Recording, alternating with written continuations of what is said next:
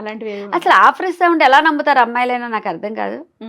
ఇవన్నీ కావాలని పబ్లిసిటీ చేసుకోవడం కాకపోతే నీకు ఇష్టం లేదమ్మా, నన్ను ఆ వేషం కోసం నన్ను అడిగారు చేశారు ఇవన్నీ ఆ శ్రీరెడ్డి మొదలుపెట్టిందని మొదలుపెట్టడం తప్ప నీకు ఇష్టమై నువ్వు చేస్తున్నప్పుడు అది బయటకు చెప్పకూడదు.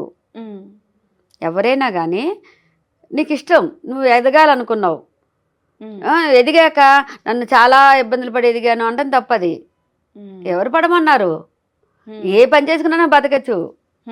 ఇక్కడ నీకు మనీ కావాలి, ఒక పేరు కావాలనుకో నువ్వు ఏదన్నా ఇదయ్యావేమో అంతే తప్ప ఇక్కడ ఎవరో బలవంతం పెట్టడమో లేకపోతే ఇంకొకటి చేయటమో అస్సలు ఉండదమ్మా. ఎందుకంటే ఇప్పుడు మా తరంలో ఎలా ఉండేదో మాకు తెలియదు, కానీ ఇప్పుడు ఉన్న పిల్లలు కానీ వీళ్ళు కానీ అంతా ఎలా ఉంటున్నారంటే నాకు పేరు రావాలి, నేను ఇంకా ఎలా బాగా చేస్తే పేరు వస్తుంది. ఒక కెమెరామెన్లు కానీ ఒక డైరెక్టర్లు కానీ కో డైరెక్టర్లు ఎదగాలి ఇవే ఆలోచించుకుంటారు.